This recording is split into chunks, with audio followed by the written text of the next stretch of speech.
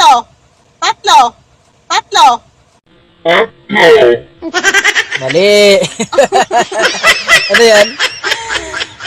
Uno. Ayun. Uno. Ayun. Uno. Ayun. Hello kahinyo, may pa-challenge ako kay Mrs. Numbers. 1. Tagalogin niya to. 1. Isa. Dalawa. Isa.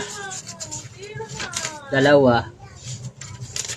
Tatlo. Pero hindi yan niya lang. Yung 3. Puno yan. Yung puno. What? Kasi wala siyang H kaya hindi siya yung 3. Yan.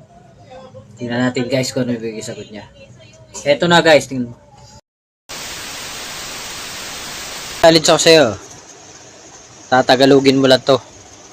Bibigyan kita ng 100 pagka tumama ka. Wala ka na sa daan. Meron. Basta bibigyan kita challenge. Tatagalogin mo lang yan, no?